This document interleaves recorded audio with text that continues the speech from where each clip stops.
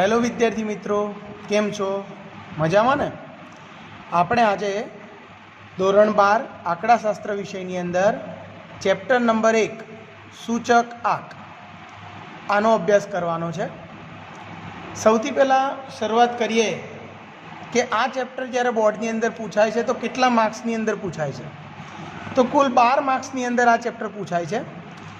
12 પૈકી એક MCQ હોય છે, એક SQ હોય છે. 2 માર્ક્સનો જે પ્રશ્ન છે એ થિયરી પણ હોઈ શકે અને દાખલો પણ હોઈ શકે. 3 માર્ક્સનો એક દાખલો અને 5 માર્ક્સનો એક દાખલો. આ રીતના કુલ 12 માર્ક્સનું આ ચેપ્ટર છે. ચેપ્ટર આમ તો સરળ છે, પણ કેટલાક જે 3 માર્ક્સના અને 5 માર્ક્સના એક્ઝામ્પલ છે એની અંદર થોડીક બાબતો ધ્યાનમાં રાખવાની આવશે, જે હું તમને રેગ્યુલર જ્યારે દાખલા ગણાવીશ એ વખતે જોડે જોડે સમજાવીશ.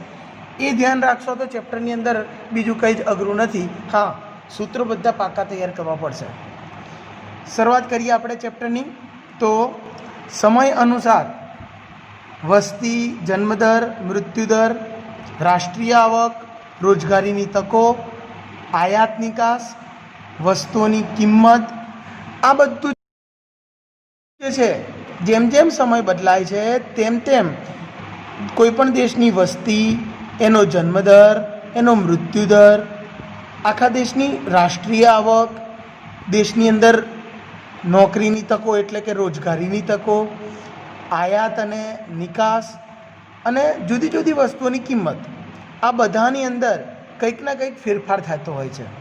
એ સતત ફેરફાર જે થતા રહે છે, આ ફેરફારોની જાણકારી જો આપણને મળે કે કોઈ ઉદ્યોગપતિ કે વેપારીને મળે તો એના આધારે એ પોતાના ધંધા રોજગાર કે દેશના આયોજનની અંદર ભવિષ્યના આયોજન કરી શકે છે. તો આ બધા ફેરફારો જે થતા હોય છે એ માપવાની જુદી જુદી 2 રીતો છે. આપણે આ ફેરફારોને આજે જુદું જુદું ગણાવડાયું એને ચલ રાશિ ગણીએ. ચલ રાશિની અંદર કોઈ વસ્તુની કિંમત પણ હોય, કોઈ વસ્તુની માગ હોય, કોઈ વસ્તુનો પુરવઠો હોય, જન્મદર હોય, મૃત્યુદર હોય, આ બધું ચલ રાશિ. તો ચલ રાશિમાં 2 જુદા જુદા સમયે, ભિન્ન સમયે થતા ફેરફારોના માપની કેટલી રીતો છે અને કઈ કઈ? તો આવા ફેરફારોની 2 રીતો છે. એક છે નિરપેક્ષ માપની રીત, એને તફાવતની રીત કહેવાય, અને બીજી છે સાપેક્ષ માપની રીત, જેને ગુણોત્તરની રીત પણ કહેવાય. નિરપેક્ષ માપ એ એકમમાં દર્શાવી શકાય છે, કેમ કે એમાં તફાવત કરીએ એટલે એકમ દૂર થતો નથી. પણ સાપેક્ષ માપ જે છે એ ગુણોત્તર છે, ભાગાકાર કરીએ છીએ એટલે અંશની અંદર એકમ અને છેદની અંદર જે એકમ આવે એ બંને દૂર થઈ જાય, અને એટલે આપણે કહી શકીએ કે સાપેક્ષ માપને એકમ હોતું નથી. હવે આ જે નિરપેક્ષ માપ અને સાપેક્ષ માપ એ એક ઉદાહરણ દ્વારા આપણે સમજીએ. જોઈએ પહેલાં કે અહીંયા એક ઉદાહરણ તરીકે વસ્તુઓ લીધી છે, દૂધ અને પેટ્રોલ. તો આ 2 જુદી જુદી વસ્તુઓ છે. એના 2019ના લીટર દીઠ ભાવ, દૂધનો ભાવ 50 રૂપિયા પ્રતિ લીટર અને પેટ્રોલનો ભાવ 70 રૂપિયા પ્રતિ લીટર આપેલો છે. જ્યારે 2020ની અંદર દૂધનો ભાવ 60 રૂપિયા પ્રતિ લીટર અને પેટ્રોલનો ભાવ 80 રૂપિયા પ્રતિ લીટર આપેલો છે. હવે આપણે આ બંને વસ્તુની અંદર જે ભાવ વધારો થયો 1 વર્ષની અંદર એની સરખામણી કરવી છે. તો જુદી જુદી બંને રીતો આપણે ટ્રાય કરીએ. સૌથી પહેલાં નિરપેક્ષ માપની રીત જોઈએ તો દૂધના ભાવમાં થતા ફેરફારનું માપ. તો 2020ની કિંમતમાંથી 2019ની કિંમત બાદ કરીએ એટલે 60 ઓછા 50 એટલે 10 રૂપિયા થયો. જ્યારે પેટ્રોલના ભાવમાં 80 ઓછા 70 તો એ પણ 10 રૂપિયા થયો. હવે આ બંને વસ્તુના ભાવમાં કેવો ફેરફાર થયો લાગે? તો બંને વસ્તુના ભાવની અંદર ફેરફાર સમાન છે, 10 રૂપિયા. પણ આ સરખો છે એટલે આપણે એમ કહેવાય કે બંને વસ્તુમાં એક સરખો વધારો થયો છે એમ કહી શકાતું નથી. હવે તમને દેખાય તો છે કે 10 રૂપિયા તો સરખા છે, તો કેમ ના પાડે સાહેબ? તો ખરેખર એ તુલના માટે યોગ્ય માપ કહેવાતું નથી. કેમ કે મૂળ જે ભાવ હતા 2019ના ભાવ એ બંને અલગ અલગ હતા. એક 50 રૂપિયા અને બીજું 70 રૂપિયા. મૂળ ભાવ અલગ અલગ હતા એટલે એની સરખામણી માટે વધારો 10 રૂપિયા થયો, પણ દૂધ અને પેટ્રોલમાં એક સરખો વધારો થયો એમ કહી શકાય નહીં. મૂળ ભાવ કરતાં કેટલો વધારો થયો? તો આની અંદર 10 રૂપિયા થયો, પેલાની અંદર 10 રૂપિયા થયો, પણ સરખામણી માટે આ યોગ્ય માપ કહેવાતું નથી. તો યોગ્ય માપ કયું? તો યોગ્ય માપ છે સાપેક્ષ માપ. દૂધના ભાવનો ગુણોત્તર આપણે ચેક કરીએ તો 60/50 એટલે 1.2 મળે છે. એને આપણે 1.200 કહીએ સરખામણી માટે. જ્યારે પેટ્રોલના ભાવનો ગુણોત્તર લો તો એ છે 80/70 એટલે 1.143. હવે આ બંનેમાં ધ્યાન આપો કે 1.200 મોટા કહેવાય કે 1.143 મોટા કહેવાય?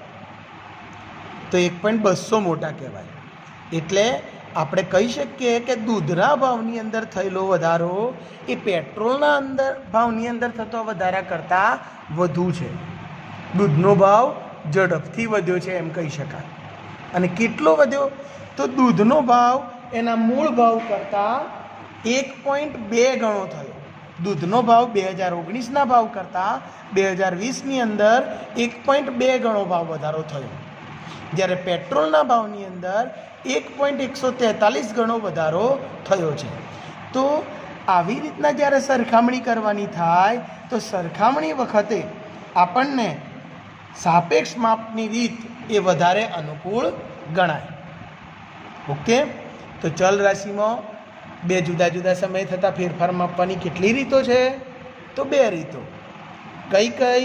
તો નિરપેક્ષ માપની રીત અને સાપેક્ષ માપની રીત. હવે આપણે ચેપ્ટરનું જે નામ છે સૂચક આંક એના વિશે સમજવાનું છે. હવે આપણે જે સાપેક્ષ માપ હમણાં વાત કરી કે 2020નો ભાવ લીધો ભાગ્યા 2019નો ભાવ લીધો, આ જે ગુણોત્તર લીધો એને કહેવાય ચાલુ સમયનો ભાવ ભાગ્યા આધાર સમયનો ભાવ. અને આ ભાવનો ગુણોત્તર છે એને ભાવ સાપેક્ષ પણ કહેવાય. અને ભાવ સાપેક્ષને જ્યારે 100 વડે ગુણીએ તો આપણને ટકાવારી દર્શાવતું માપ મળે છે. બરાબર? તો સાપેક્ષ માપ જે હતું એને 100 વડે ગુણીને જે ટકાવારી ફેરફાર આપણે જોયો એ ટકાવારી ફેરફારને સૂચકાંક કહેવાય છે. પણ ચોપડી મુજબ વ્યાખ્યા થોડીક અટપટી છે. આપણે એને આ રીતે સમજીશું. પરીક્ષાની અંદર પણ તમે આ રીતે વ્યાખ્યા લખી શકશો. સૂચક આંકની વ્યાખ્યા સમજીએ. કોઈ પણ ચલની કિંમતમાં કોઈ નિશ્ચિત સમયની તેની કિંમતના સાપેક્ષમાં થતો ટકાવારી ફેરફાર એટલે સૂચકાંક. જુઓ, આ પણ વ્યાખ્યા થોડી અટપટી છે અને બુકની અંદર જે વ્યાખ્યા આપી આનાથી પણ થોડીક અટપટી છે. આપણે એને થોડીક સરળ ભાષામાં છેલ્લે સમજીશું, પણ બને ત્યાં સુધી આપણે આ વ્યાખ્યા જ યાદ રાખીશું કે કોઈ પણ ચલની કિંમતમાં કોઈ નિશ્ચિત સમયની તેની કિંમતના સાપેક્ષમાં થતો ટકાવારી ફેરફાર એટલે સૂચકાંક. એને બીજી રીતે જોઈએ તો કોઈ વસ્તુ સાથે સંકળાયેલ ચલ રાશિની કિંમતમાં કોઈ ચોક્કસ આધાર સમયની તેની કિંમતના સાપેક્ષમાં થતા ટકાવારી ફેરફારને સૂચકાંક કહે છે. સૂચકાંક, તો સૂચકાંકની વ્યાખ્યાની અંદર થોડીક વ્યાખ્યા અટપટી છે, ધ્યાનથી સમજજો કે કોઈ પણ ચલની કિંમતમાં, એટલે ચલની હાલની કિંમતની વાત કરીએ તો કોઈ પણ ચલની કિંમતમાં કોઈ નિશ્ચિત સમયની તેની કિંમતના સાપેક્ષમાં, એટલે હાલની જે કિંમત છે એને ભૂતકાળના કોઈક નિશ્ચિત સમયની એ જ વસ્તુની કિંમતના સાપેક્ષની અંદર જે ટકાવારી ફેરફાર થાય એને આપણે સૂચકાંક કહીએ. જેમ કે કોઈ પણ ચલની કિંમતમાં એ વાત કરી એટલે 2020નો દૂધનો ભાવ એમ ગણી શકાય. એની કોઈ નિશ્ચિત સમયની તેની કિંમતના સાપેક્ષમાં, એટલે કે 2019 ભૂતકાળના વર્ષ 2019નો એનો જે ભાવ છે એની સાપેક્ષમાં થતો ટકાવારી ફેરફાર એટલે સૂચક આંક. ઉદાહરણને જ્યારે વ્યાખ્યા સાથે સાંકળીશું આપણે ત્યારે જ આપણને આ વસ્તુ સારી રીતે સમજાશે કે કોઈ પણ ચલની કિંમતમાં નિશ્ચિત સમયની તેની કિંમતના સાપેક્ષમાં થતા ટકાવારી ફેરફારને સૂચકાંક કહેવાય છે. એને હજુ ચોપડી મુજબ આપણે આગળ વધીએ તો કોઈ વસ્તુ સાથે સંકળાયેલ ચલ રાશિની કિંમતમાં, હવે ચલ રાશિ એટલે અહીંયા દૂધ થયું કે પછી પેટ્રોલ થયો, એની કિંમત એટલે ભાવ આપ્યો છે પ્રતિ લીટર જે છે એ. તો કોઈ વસ્તુ સાથે સંકળાયેલ ચલ રાશિની કિંમતમાં કોઈ ચોક્કસ આધાર સમયની એટલે કે ભૂતકાળના સમયની એ જ વસ્તુની કિંમતના સાપેક્ષમાં, આ કિંમતના સાપેક્ષમાં થતો ટકાવારી ફેરફાર, આ વાક્ય ફિક્સ આવડવું જોઈએ. તો ચલ રાશિની કિંમતમાં કોઈ ચોક્કસ આધાર સમયની તેની કિંમતના સાપેક્ષમાં થતા ટકાવારી ફેરફારને સૂચકાંક કહે છે. હવે એને આપણે પર્ટિક્યુલર એવી વ્યાખ્યા પૂછાય કે ભાવનો સૂચકાંક, તો પછી તમારે આ જ લખવાનું. જથ્થાનો સૂચકાંક તો તમારે આ જ લખવાનું. પછી સૂચકાંકની વ્યાખ્યા પૂછી હોય ને તમે ભાવનો સૂચકાંક લખશો તો માર્ક્સ નહીં મળે. બરાબર? અહીંયા સ્પષ્ટ કિંમત શબ્દ જ વાપરવાનો. સૂચકાંકની વ્યાખ્યા હોય ત્યારે કિંમત શબ્દ વાપરવાનો. ભાવ શબ્દ હોય, ભાવનો સૂચકાંક, ત્યારે ભાવ શબ્દ વાપરવાનો. અને જથ્થાનો સૂચક હોય ત્યારે જથ્થો શબ્દ વાપરવાનો. આ 3 ડિફરન્સ ખાસ જોજો. પહેલું, સૂચકાંકની વ્યાખ્યા જ્યારે હોય ત્યારે કિંમત શબ્દ વપરાય. ભાવના સૂચકાંકની વાત હોય ત્યારે ભાવ શબ્દ જ વપરાય. અને જથ્થાનો સૂચક હોય ત્યારે જથ્થાનો સૂચકાંક હોય ત્યારે જથ્થો શબ્દ જ વપરાય. હવે ભાવના સૂચકાંકની વાત કરીએ તો કોઈ વસ્તુના 2 જુદા જુદા સમયના ભાવમાં થતા સાપેક્ષ ફેરફારના ટકાવારીમાં દર્શાવાતા માપને ભાવનો સૂચકાંક કહેવાય. બરાબર? અને નેક્સ્ટ એ જ વસ્તુ છે, કોઈ વસ્તુના 2 જુદા જુદા સમયના જથ્થામાં થતા સાપેક્ષ ફેરફારના ટકાવારીમાં દર્શાવાતા માપને જથ્થાનો સૂચકાંક કહેવાય. દરેક વ્યાખ્યામાં એક વાક્ય કોમન આવે છે. કયું વાક્ય? તો સાપેક્ષ ફેરફારના ટકાવારીમાં દર્શાવાતું માપ. બરાબર? તો હવે તમને વ્યાખ્યા થોડી ક્લિયર થઈ હશે. મેં 3 વખત 4 વખત અગાઉ વ્યાખ્યાઓ સમજાવી જુદી જુદી, એના ઉપરથી પરીક્ષામાં લખી શકાય તેવી ટૂંકી વ્યાખ્યા આપણે બનાવી. બરાબર? અને કેટલાક મટીરિયલની અંદર પણ આ વ્યાખ્યા આપેલી હશે, તો આ વ્યાખ્યા આપણે લખી શકીએ. પણ પેલું સમજવું જરૂરી હતું એટલે મેં તમને એ બધું સમજાવ્યું. હવે જુઓ, જે રીતના ભાવનો સૂચકાંક સહેલો લાગ્યો, જથ્થાનો સૂચકાંક સહેલો લાગ્યો, એ રીતના મૂળ સૂચકાંકની વાત પણ એકદમ સહેલી છે. કોઈ ચલના 2 જુદા જુદા સમયની કિંમતમાં થતા સાપેક્ષ ટકાવારી ફેરફારને સૂચકાંક કહે છે. આ એકદમ સરળ લાગતી વ્યાખ્યા હશે. બરાબર? પહેલાંમાં આપણે શું કહેતા?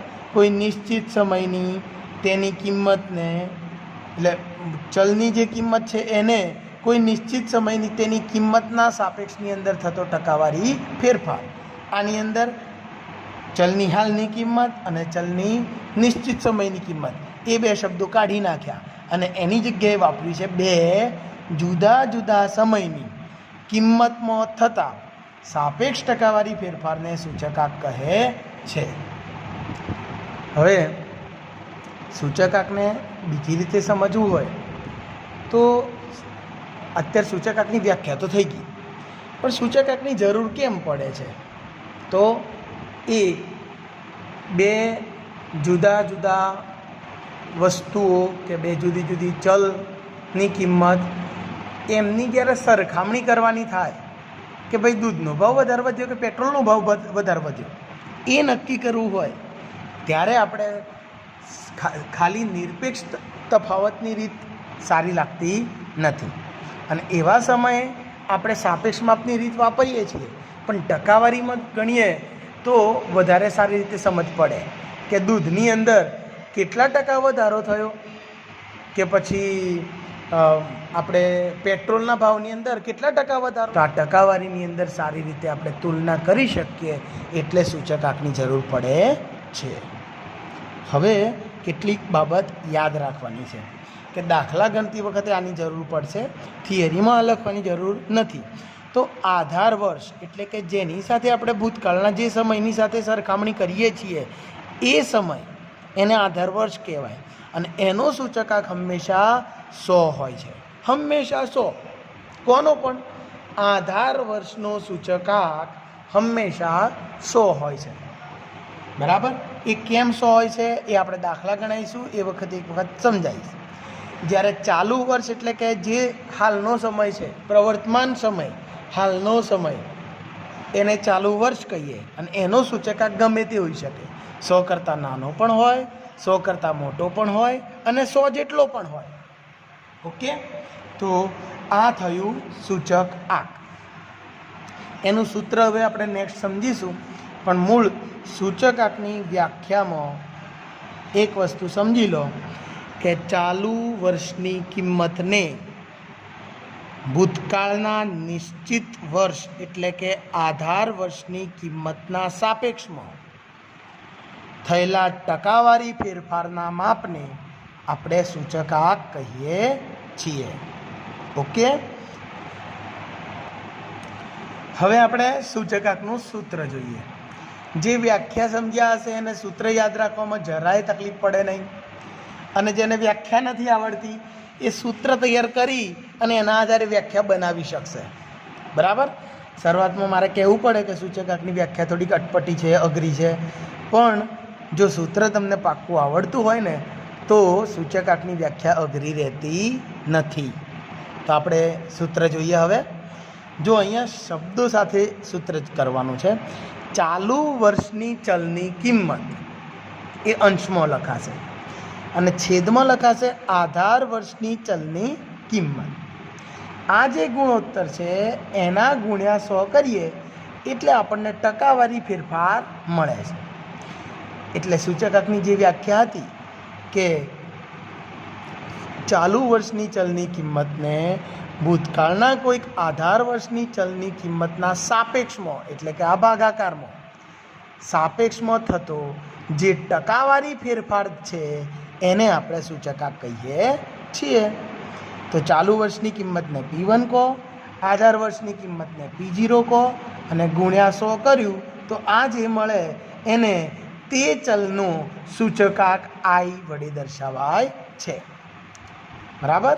સૂચકાંકને આપણે ઇન્ડેક્સ પણ કહીએ છીએ, એટલે I એના માટે વપરાયો છે. ઓકે, નેક્સ્ટ કે ભાઈ P1 ભાગ્યા P0, એમાં P1 એ ચલનો ભાવ હોય, P0 પણ ચલનો ભાવ હોય.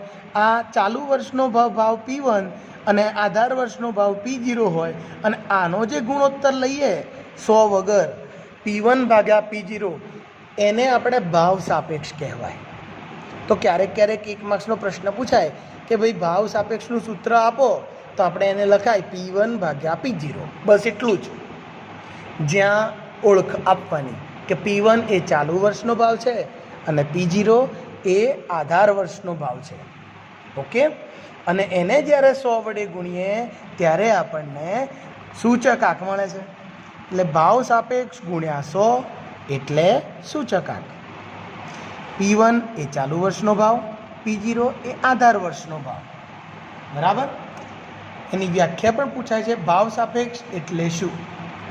તો કોઈ વસ્તુના ચાલુ વર્ષના ભાવ અને આધાર વર્ષના ભાવના ગુણોત્તરને ભાવ સાપેક્ષ કહેવાય છે. હવે હું વારંવાર બોલતો આવ્યો છું કે ભાઈ આધાર વર્ષ, તો આ આધાર વર્ષ એટલે શું? અને નીચે એક પ્રશ્ન એવો આવશે, આધાર વર્ષ કેવું હોવું જોઈએ? આ કેવું હોવું જોઈએ જે ભેગું લખ્યું છે એને મુદ્દાસર ધ્યાનમાં રાખવાની બાબતો જે છે એમાં એ જ વસ્તુને આપણે મુદ્દાસર લખેલા છે અહીંયા. તો જોઈએ પહેલાં આધાર વર્ષ એટલે શું? તો આપણે દૂધ અને પેટ્રોલના ભાવની વાત કરી તો એની સરખામણી હાલ 2020ના જે ભાવ છે એ ભાવની સરખામણી કોની સાથે કરેલી? તો 2019ના ભાવ સાથે આપણે સરખામણી કરેલી. એટલે એને ધ્યાનમાં રાખીને વ્યાખ્યા જુઓ કે કોઈ વસ્તુના ભાવમાં એટલે કે હાલના ભાવમાં થતા ફેરફારને, જે ફેરફાર થયો છે એને ભૂતકાળના કોઈ નિશ્ચિત વર્ષના એ જ વસ્તુના, અહીંયા એક જ વસ્તુના ભાવ એમ લખ્યું છે, એ જે વસ્તુ છે એ એક જ વસ્તુ, એ રીતના શબ્દ વપરાયો છે એક. ફરીથી કહું, કોઈ વસ્તુના ભાવમાં થતા ફેરફારને ભૂતકાળના કોઈ ચોક્કસ વર્ષના એ જ વસ્તુના ભાવ સાથે સરખાવવામાં આવે ત્યારે તે નિશ્ચિત વર્ષને આધાર વર્ષ કહેવાય છે. એટલે જે વસ્તુની આપણે સરખામણી કરવાની છે એ ભાવની, એ વસ્તુનો હાલનો ભાવ અને એ જ વસ્તુનો ભૂતકાળના વર્ષનો ભાવ, એ બંનેનો જે સરખામણી કરતા હોઈએ એમાં ભૂતકાળનું જે વર્ષ લીધું એ ભૂતકાળના વર્ષને આપણે આધાર વર્ષ કહેવાય છે. બરાબર? તો આધાર વર્ષ એટલે ચાલુ વર્ષની કિંમતને ભૂતકાળના જે વર્ષની કિંમત સાથે સરખાવવાની હોય એ ભૂતકાળના વર્ષને આધાર વર્ષ કહેવાય. હવે આધાર વર્ષ કેવું હોવું જોઈએ, કે પછી આધાર વર્ષને પસંદ કરતી વખતે ધ્યાનમાં શું રાખવું જોઈએ? બરાબર? આ બંને એકના એક મુદ્દા છે. તો આધાર વર્ષ એ સામાન્ય વર્ષ હોવું જોઈએ. સામાન્ય વર્ષ એટલે કેવું? તો એની અંદર કુદરતી કે માનવ સર્જિત આફતો હોવી જોઈએ નહીં. કુદરતી આફતો એટલે કે દુષ્કાળ છે, અતિવૃષ્ટિ છે, અનાવૃષ્ટિ છે, આ કોરોના જેવી મહામારી આવી ગઈ હોય, તો આવા જે વર્ષ હોય ને એ સામાન્ય વર્ષ કહેવાતું નથી. સામાન્ય વર્ષ એટલે એકદમ નોર્મલ, કે જેની અંદર દુકાળ ન પડ્યો હોય, જેની અંદર વધારે પડતો વરસાદ ન પડ્યો હોય, બરાબર, કોઈ રાજકીય ઉથલપાથલ ના થઈ હોય, તોફાનો ના થયા હોય, બરાબર, આ રીતનું જે વર્ષ હોય એને સામાન્ય વર્ષ કહેવાય. તો પહેલો મુદ્દો છે કે આધાર વર્ષ જે પસંદ કરીએ એ સામાન્ય એટલે કે પ્રામાણ્ય વર્ષ હોવું જોઈએ. એને બીજા મુદ્દા તરીકે આપણે જે બોલ્યા એ જ લખવાનું કે કુદરતી કે માનવ સર્જિત આફતો રાજકીય ઉથલપાથલથી મુક્ત હોય અને આર્થિક તેજી મંદીથી પણ મુક્ત હોવું જોઈએ. ભાઈ સેન્સેક્સ એકદમ વધી ગયો હોય કે પછી અચાનક પડી ભાગ્યો હોય ને એકદમ ડાઉન થઈ ગયો હોય તો એ આર્થિક તેજી મંદી એમાં કહેવાય. તો એનાથી પણ મુક્ત હોય તેવું વર્ષ આપણે પસંદ કરવું જોઈએ. બરાબર? પછી આપણે અત્યારે વાત કરી કે 2020નો ભાવ ને 2019નો ભાવ, તો એ નજીકના ભૂતકાળનું વર્ષ આપણે આધાર વર્ષ તરીકે લીધું 2019. બરાબર? તો લોભા ભૂતકાળનું વર્ષ હોવું જોઈએ નહીં, બહુ દૂરનું વર્ષ ના હોવું જોઈએ. ભાઈ દૂધનો ભાવ એમ કહું કે 2020માં દૂધનો ભાવ પ્રતિ લીટર 60 રૂપિયા છે, અને પછી કોઈક આવી જાય અને એમ કે 60 રૂપિયા તો ઘણો વધુ કહેવાય. અમારા જમાનામાં પેલા ભીડેની જેમ અમારા જમાનાની અંદર તો દૂધ તો 15 રૂપિયા લીટર મળતું હતું. તે ક્યારના જમાનાની વાત કરતા હોય તો કાં તો 1920ની વાત કરતા હોય કે 1950ની વાત કરતા હોય. તો એટલા બધા દૂરનો ભૂતકાળ લેવાનો નહીં. બરાબર? તો લાંબા ભૂતકાળનું વર્ષ હોવું જોઈએ નહીં. બરાબર? બહુ 10 વર્ષ 15 વર્ષનો ગાળો હોય તો પણ ચાલે, પણ 50થી 100, 150, 200, 500 વર્ષ જૂની વાત કરવાની નહીં. બરાબર? તો આધાર વર્ષ જે લઈએ છીએ એ લાંબા ભૂતકાળનું હોવું જોઈએ નહીં. અને કેટલાક કિસ્સાની અંદર સામાન્ય વર્ષ ના જ મળે. તમને બધાને ખબર છે આજની પરિસ્થિતિ કે કોઈક ને કોઈક જગ્યાએ તોફાનો થઈ જ જાય, કોઈક ને કોઈક જગ્યાએ રાજકીય ઉથલપાથલ થઈ જ જાય. સારામાં સારા વોટ લઈને આવ્યા હોય અને 60% સીટો ભેગી કરેલી હોય, બરાબર, ત્યારે પણ તકલીફ પડી જાય. બરાબર? આપણે 66% જો સીટો મળતી હોય તો સરકાર બનાવવા મળતી હોય, ઘણી જગ્યાએ એવું હોય. કેટલીક જગ્યાએ 50% જેટલી સીટો હોય તો પણ સરકાર બનતી હોય. પણ એટલી બધી પાર્ટીઓ છે ભારત દેશની અંદર કે 7 પાર્ટીઓ ભેગી થઈ, 7 પાર્ટીઓ જુદી જુદી ચુનાવ લડે અને પછી બધાનામાંથી એકેના ભાગમાં પૂરેપૂરી બહુમતી ના આવે તો સૌથી વધારે સીટો ભેગી કરેલી હોય એની કોઈ તો સરકાર જ ના બને, પેલી ઓછી સીટોવાળી બધી ભેગી થઈને સીટો બનાવી કાઢે. બરાબર? પછી થોડો સમય નીકળે એટલે પછી પૈસાની લેવડ દેવડ થાય કે પછી બીજા કોઈ કારણસર સરકાર તૂટી પડે અને પછી બીજી સરકાર બેસે, તો આવું દરેક વર્ષે કંઈક ના કંઈક આવું થતું જ હોય છે દેશની અંદર, બરાબર. તો રાજકીય ઉથલપાથલ પણ રેગ્યુલરલી થતી હોય દરેક વર્ષે.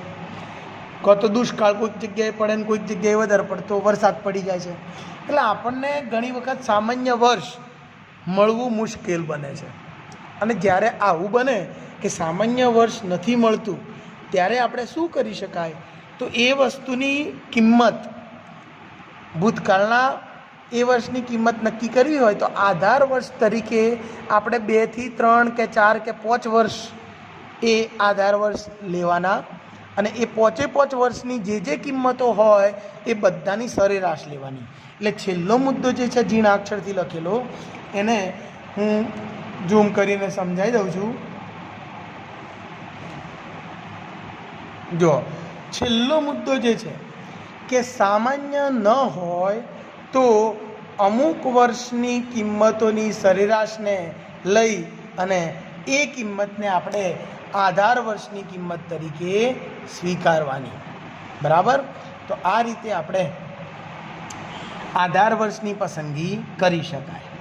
હવે મૂળ જે પ્રશ્ન હતો એને એક વખત સમજાવી દઉં. તમે આ વાક્ય અહીંયા લખો અને આ પ્રશ્નની અંદર આ લખો તો પણ કંઈ ખોટું છે નહીં, પણ મુદ્દાસર લખવું વધારે સારું. આ વ્યાખ્યાની જેમ લખ્યું છે. આધાર વર્ષ કેવું હોવું જોઈએ? તો કુદરતી કે માનવ સર્જિત આફતોથી મુક્ત હોય, રાજકીય ઉથલપાથલ, આર્થિક તેજી મંદી, હડતાલ, આંદોલન, અતિવૃષ્ટિ, અનાવૃષ્ટિ, દુષ્કાળ, કોરોના જેવી મહામારી વગેરેથી મુક્ત હોવું જોઈએ. અને આવું જે વર્ષ છે એને આપણે સામાન્ય વર્ષ કહીએ છીએ, અને સામાન્ય વર્ષ તરીકે આપણે આધાર વર્ષ લેવાનું છે. ઓકે, તો આપણે આજે આટલા સુધી રાખીએ. વિડીયોને ધીમે ધીમે જોતા રહી અને ચોપડાની અંદર આ બધી થિયરી તમારે ફરજિયાત લખવાની છે. લાઈક અને સબસ્ક્રાઈબ કરવાનું ભૂલશો નહીં. શેર પણ જરૂર કરજો.